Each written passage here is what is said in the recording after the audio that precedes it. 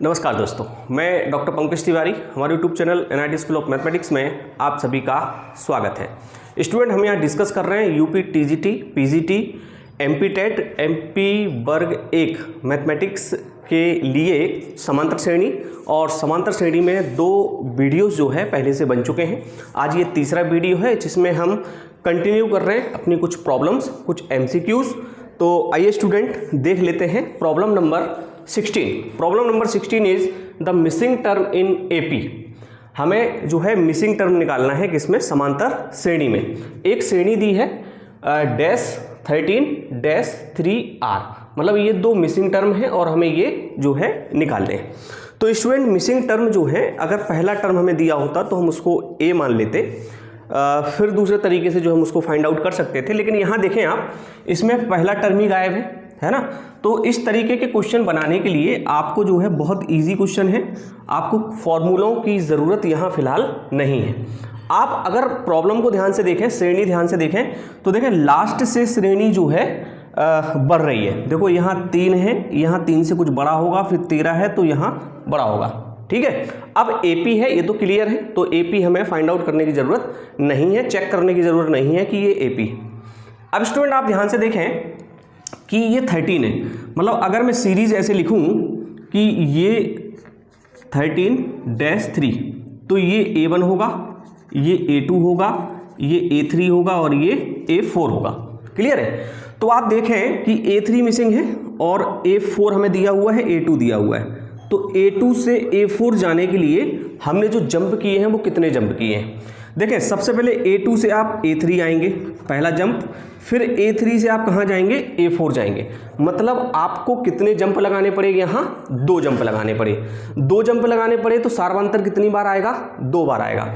मतलब 13 से A3, तो A3 में से A2 जब आप घटाओगे तो एक सार्वंतर होगा, और A4 में से A3 घटाओगे तो एक सार्वंतर होगा। तो सार्वंतर कितने आ रहे हैं? यहाँ 2 आ रहे हैं।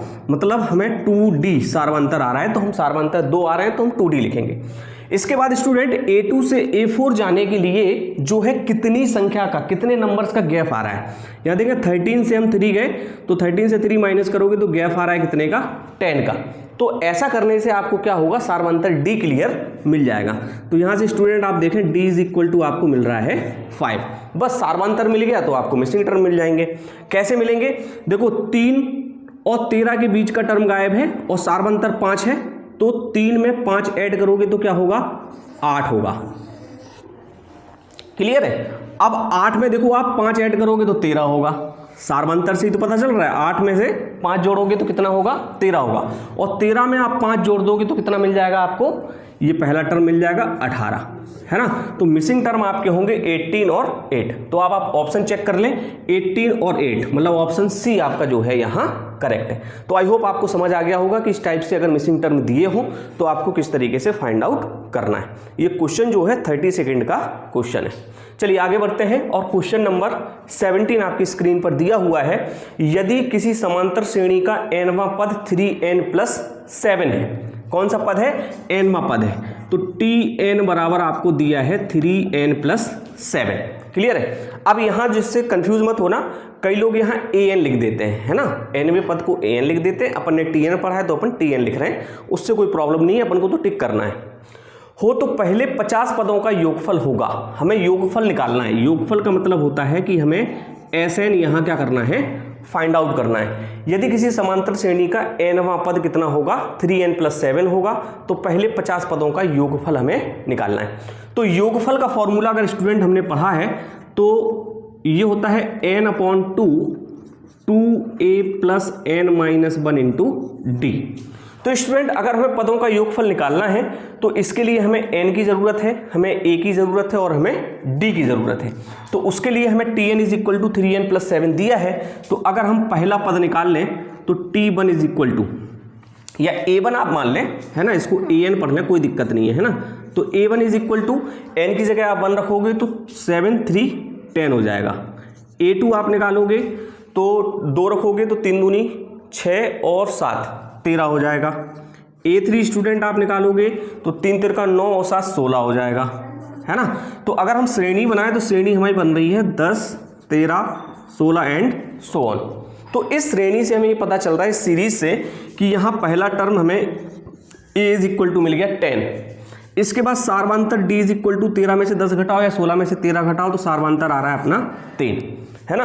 a आपको दिया हुआ है, d आपको दिया हुआ है और 50 पदों का योगफल आपसे पूछा गया है और n इज इक्वल टू आपको 50 दिया है, तो आप इस फॉर्मूले में वैल्यू पुट करके अपना जो है आंसर निकाल सकते हो।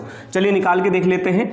n इज इक्वल टू 50 दिया है तो 50/2 हो जाएगा, 2a दिया है तो 2 × 10 हो जाएगा, प्लस 50 - 1 और d की वैल्यू 3 दी है तो ये हमने 3 लिख दी। कैलकुलेट करेंगे तो ये 25 हुआ, 10 दूनी 20 हुआ और ये 49 × 3 हुआ 49 × 3, तो 9 × 27 के साथ हासिल 2, 4 × 12 2 14, 147 हुआ। ठीक है, तो स्टूडेंट इसको हम अगर ऐड करेंगे तो ये हो जाएगा 7, 4 2 6, 167। अब 167 में 25 का मल्टीप्लाई करना है तो 25 × 7 = 175 होता है, 5 आएगा, हासिल 17 आएगी, 25 × 6 = 150 होता है तो 167 होगा, 7 आएगा, हासिल 16 आएगी, 25 से कम 25 और 25 में आप 16 ऐड करोगे तो 25 × 10 = 35, 40 41 आएगा, 41, मतलब आपका आ रहा है 4175 और 4175 आपका बी ऑप्शन क्या है, करेक्ट है। क्लियर है, तो ये बहुत ही आसान है, आपको केवल कॉन्सेप्ट पता होना चाहिए। तो फर्स्ट लेक्चर में हमने आपको कॉन्सेप्ट बता दिए हैं, सारे फॉर्मूले बता दिए हैं। अगर पहला लेक्चर आपने वॉच नहीं किया है तो आप पहले लेक्चर को वॉच कर लें, इसके बाद इन वीडियोस को देखें तो आपको काफ़ी हेल्प होगी। चलिए स्टूडेंट आगे बढ़ते हैं और प्रॉब्लम नंबर हम डिस्कस करते हैं 18 प्रॉब्लम है। श्रेणी दी है 1 square 3 square 5 square plus 2n square का मान है। इस श्रेणी का आपसे मान पूछा गया है और आपको 4 ऑप्शन यहाँ दिए हुए हैं। तो इस टाइप के क्वेश्चन में, अच्छा इन्होंने ये श्रेणी आपसे नहीं बोली है कि ये कौन सी श्रेणी है, क्लियर है। तो इस टाइप के क्वेश्चंस को आप जो है ऑप्शन से बना सकते हैं, है ना, बहुत आसान रहेगा। ऑप्शन से बनाने के लिए स्टूडेंट आप क्या करेंगे, आप कुछ इस तरीके से ले लें, टेकिंग ओनली 3 टर्म्स। हमने केवल 3 पद ले लिए, जो श्रेणी हमें दी है उसके 3 पद ले लिए। 3 पद जो दिख रहे हैं ना, 1 स्क्वायर तो हमने 1 ले लिया, 3 स्क्वायर 3 × 9 और 5 का स्क्वायर 25, हमने केवल ये 3 पद लिए हैं, 1 9 और 25।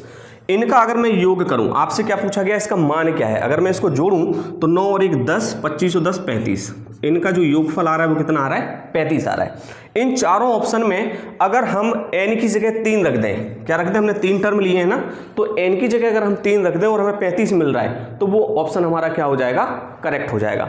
तो चलिए हम पहले ऑप्शन से ही ट्राई कर लेते हैं।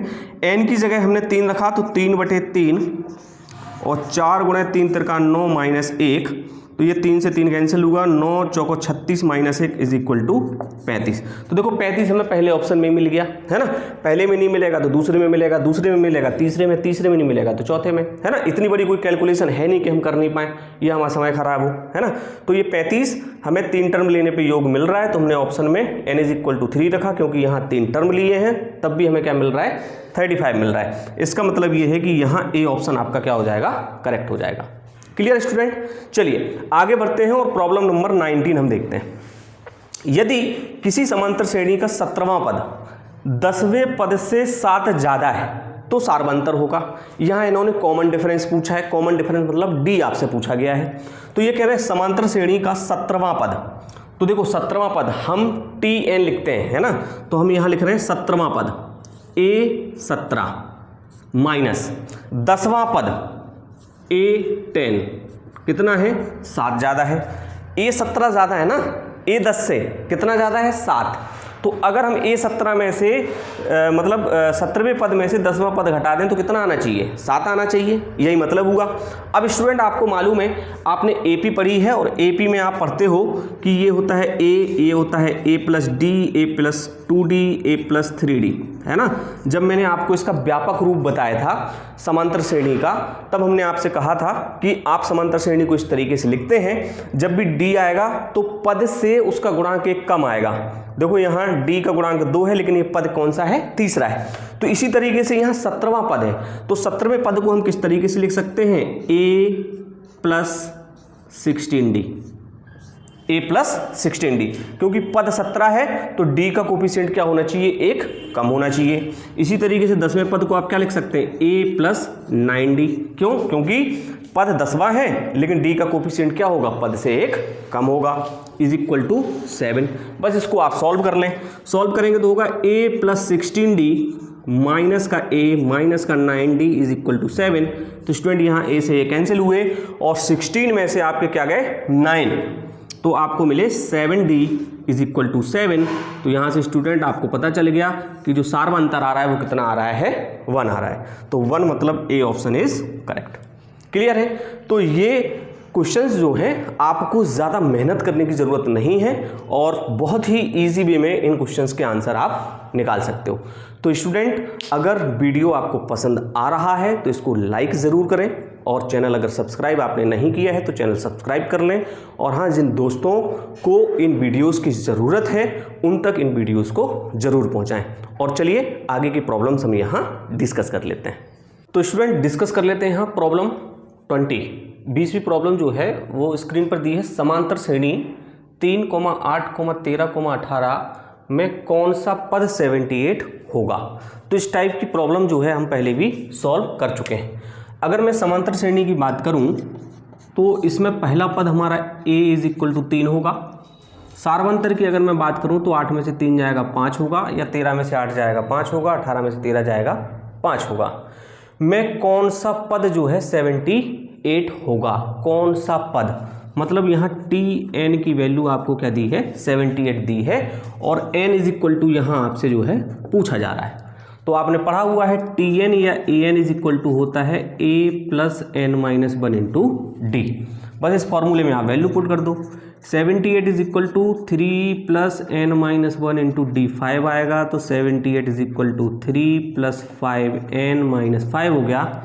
और यहाँ स्टूडेंट आप देखें 5 में से 3 जाएगा, माइनस के 2 होंगे, इस तरफ जाएंगे तो ये 80 हो जाएगा इज इक्वल टू 5n। तो और ये n से कैंसिल होंगे तो 16 बार क्या हो जाएंगे, कैंसिल हो जाएंगे।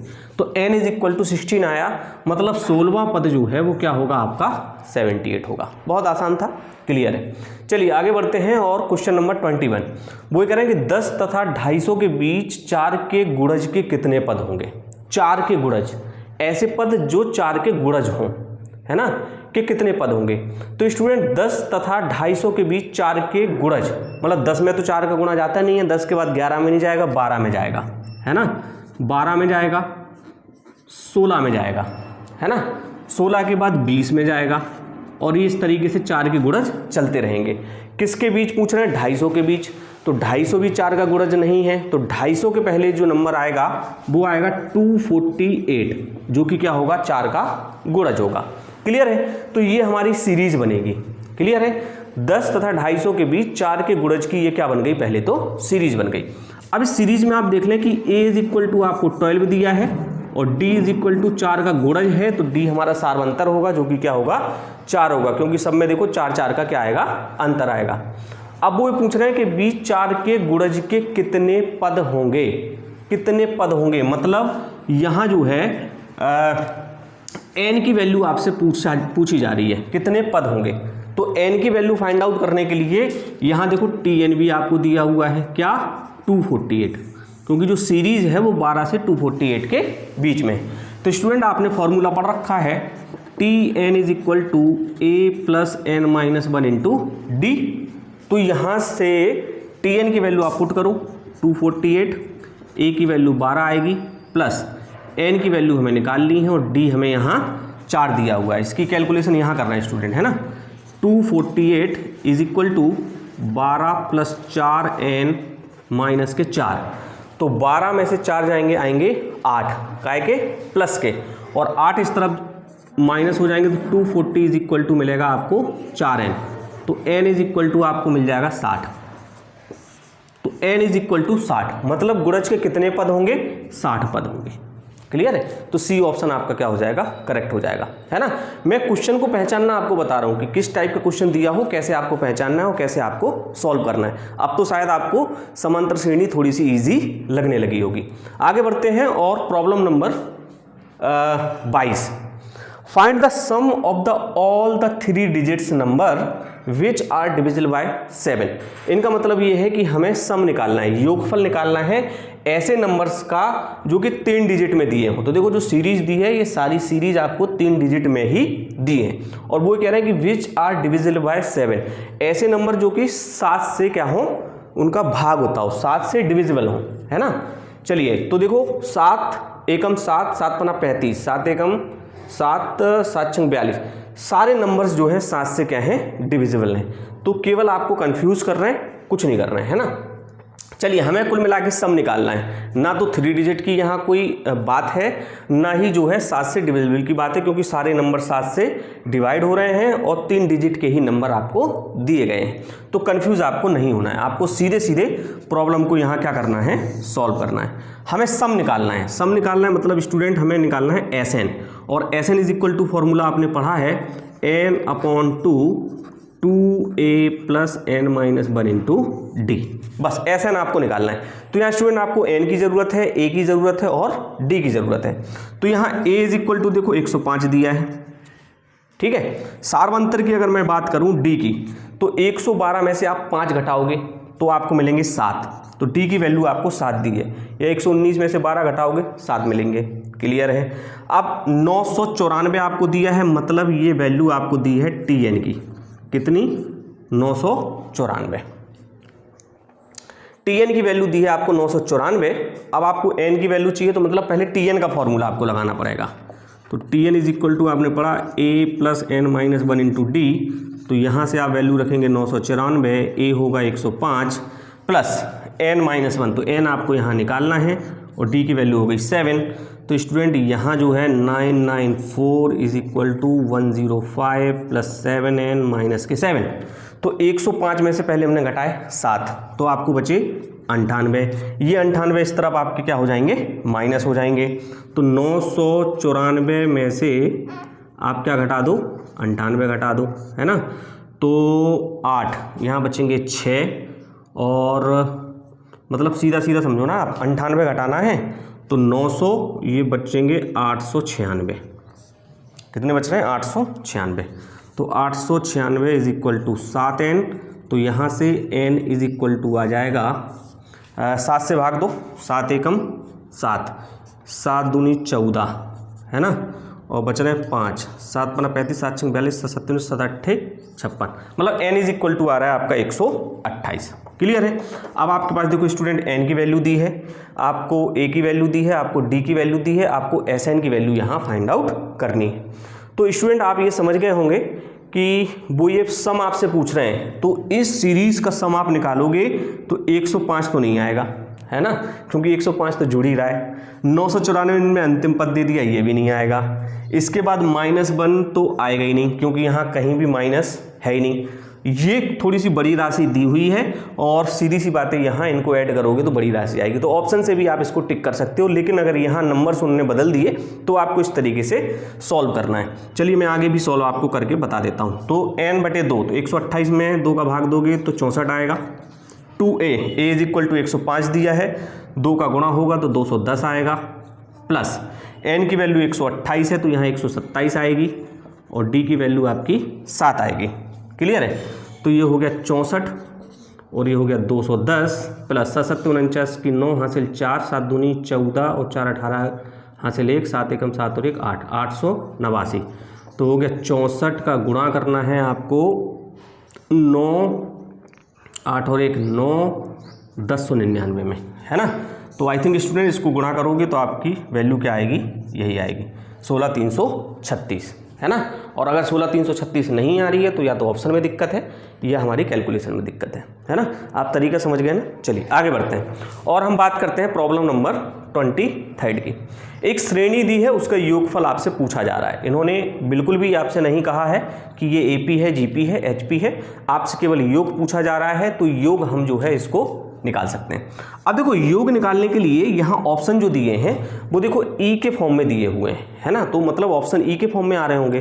तो उसके लिए स्टूडेंट आपने एक सीरीज पढ़ी है, ई की पावर एक्स की सीरीज होती है 1 प्लस एक्स की power 1 upon factorial 1 plus x की power 2 upon factorial 2 plus x की power q upon factorial 3 plus and so on. ये ई की पावर एक्स की सीरीज है, आपने 12वीं में पढ़ी होगी। तो स्टूडेंट अगर e की पावर x की सीरीज़ ये होती है तो e की पावर 1 की सीरीज़ क्या होगी, मतलब x की जगह आप 1 पुट कर दो तो 1 + 1 अपॉन फैक्टोरियल 1 प्लस 1 का स्क्वायर 1 अपॉन फैक्टोरियल 2, 1 का cube 1 upon factorial 3 plus and so on. इसको हमने मान लिया समीकरण नंबर 1। अब जिस तरीके से हमने 1 रखा उसी तरीके से आप -1 रख दो। जब आप -1 रखोगे तो x की जगह -1 होगा तो ये 1 होगा, x की जगह -1 रखोगे तो -1 अपॉन फैक्टोरियल 1, यहाँ -1 रखोगे स्क्वायर होगा तो प्लस ही हो जाएगा, तो +1 upon factorial 2 -1 upon factorial 3 plus and so on, और ये होगी समीकरण नंबर 2, मतलब अल्टरनेट आ रही है। क्लियर है। और e की पावर -x की सीरीज भी वैसे भी अल्टरनेट आती है। अब स्टूडेंट यहाँ हम क्या करेंगे, इक्वेशन फर्स्ट को इक्वेशन सेकंड से ऐड कर देंगे, है ना। तो इक्वेशन फर्स्ट को सेकंड से जब आप ऐड करोगे तो आपको देखो यहाँ क्या मिलने वाला है। मैं ये वाला प्रॉब्लम यहाँ जो है थोड़ा सा रफ कर रहा हूँ, क्लियर है। और ये मैंने जो है यहाँ रफ कर दी, चलिए विजिबल होगा, है ना, दिख रहा होगा। इन दोनों को मैं ऐड कर रहा हूँ तो ये हो जाएगा e की पावर 1 प्लस e की पावर -1, दोनों को मैं जोड़ रहा हूँ। जब जोड़ेंगे स्टूडेंट तो आप ध्यान से देखें, ये और ये आपस में जुड़ रहा है ना। तो ये देखो प्लस का है, ये माइनस का है, क्लियर है। इसके बाद ये 3 देखो प्लस का है और ये 3 जो है माइनस का है। मतलब आप जब ऐड करोगे तो ये 1 और 1 2 होगा, इसको जोड़ोगे तो ये भी 2 होगा, आगे के पद आएंगे वो भी 2 होंगे। तो मतलब 2 हम यहाँ क्या कर रहे हैं, बाहर कॉमन ले रहे हैं, है ना। तो जब 2 कॉमन लिया तो जुड़ने के बाद बनाया, आगे बढ़ेंगे तो ये हो जाएगा 2, तो इसको हम लिख सकते हैं प्लस का 1 अपॉन फैक्टोरियल 2। आगे जो पद आएगा देखो तीसरा पद नहीं आएगा, प्लस का 1 अपॉन फैक्टोरियल 4 आएगा, प्लस का 1 अपॉन फैक्टोरियल 6 आएगा, क्योंकि जो और टर्म होंगे वो आपस में कैंसिल हो जाएंगे। जैसे 1 कैंसिल हुआ, 3 कैंसिल हुआ, उसी तरीके से 5 कैंसिल होगा और 7 कैंसिल होगा। तो अल्टीमेटली सीरीज हमें क्या मिल गई, ये मिल गई। अब देखो हमें सीरीज निकालनी है 1 अपॉन फैक्टोरियल 2, फैक्टोरियल 4 और फैक्टोरियल 6। तो 1 अपॉन फैक्टोरियल 2, फैक्टोरियल 4 और फैक्टोरियल 6 हमें ये मिल चुका है। तो ये हो गया e प्लस e की पावर इनवर्स को लिख सकते हैं 1 अपॉन e, और ये 2 हमारा डिवाइड में चला गया और इस 1 को मैं इस तरफ लाया तो ये माइनस में हो गया, और हमें सीरीज मिल गई 1 upon factorial 2 plus 1 upon factorial 4 plus 1 upon factorial 6 plus and so on. तो बेटा ये सीरीज की वैल्यूज हमें क्या करनी है, फाइंड आउट करनी है। तो आंसर हमारा ये होगा, लेकिन आंसर हमें ऑप्शन से मैच करना है तो थोड़ा सा इसको सॉल्व करना पड़ेगा। सॉल्व करोगे तो यहाँ देखो e एलसीएम आएगा, ऊपर e एलसीएम आएगा तो हो जाएगा e square plus 1 upon e, और 2 इसके साथ आ जाएगा तो 2e माइनस 1। यहाँ फिर एलसीएम ले लो तो 2e फिर एलसीएम आएगा तो e स्क्वायर प्लस 1, और ये हो जाएगा माइनस का 2e, है ना। तो ये देखो फॉर्मूला बन गया किसका, e माइनस 1 का whole square divided by 2e। देखो e माइनस 1 का होल स्क्वायर तो e स्क्वायर प्लस 1 का स्क्वायर माइनस 2ab तो 2e, तो e माइनस 1 का स्क्वायर डिवाइडेड बाय 2e। तो ऑप्शन नंबर बी आपका क्या होगा, करेक्ट होगा। क्लियर है। तो इस टाइप की प्रॉब्लम भी अगर दी हो तो आप इस तरीके से इजी वे में उसको बना सकते हैं। क्लियर है। तो स्टूडेंट जितनी ज़्यादा प्रैक्टिस करोगे उतनी ज़्यादा दिमाग में आपके खलबली मचेगी और आपको जो है कॉन्सेप्ट एकदम से ताज़ा बने रहेंगे, है ना। क्योंकि फॉर्मूले इसमें ज़्यादा नहीं है, 2 से 3 4 फॉर्मूले हैं, उन्हीं फॉर्मूलों पे बेस्ड जो है पूरे के पूरे क्वेश्चंस जो है आपसे पूछे जाते हैं। तो आई होप स्टूडेंट आपको वीडियो पसंद आया होगा। अब नेक्स्ट वीडियो में जो है मैं आपको प्रॉपर्टीज़ बताऊंगा अर्थमेटिकल प्रोग्रेशन सीरीज समांतर श्रेणी की। उन प्रॉपर्टीज से भी क्वेश्चंस बहुत आसानी से आप बना सकते हो, है ना। और उन प्रॉपर्टी पे बेस्ड जो भी प्रॉब्लम्स होंगी उन प्रॉब्लम्स को भी नेक्स्ट वीडियो में आपसे सॉल्व कराया जाएगा। और इसके बाद फिर हम डिस्कस करेंगे आगे जीपी एचपी डिस्कस करने के बाद फिर इनकी मिक्स जो प्रॉब्लम्स आएंगी वो मिक्स प्रॉब्लम आपके साथ डिस्कस की जाएंगी। तो स्टूडेंट अगर वीडियो पसंद आ रहे हैं तो इसको लाइक करें, चैनल सब्सक्राइब करें, और हाँ दोस्तों के साथ शेयर जरूर करें और बने रहें, देखते रहें NIT school of mathematics. Thank you guys.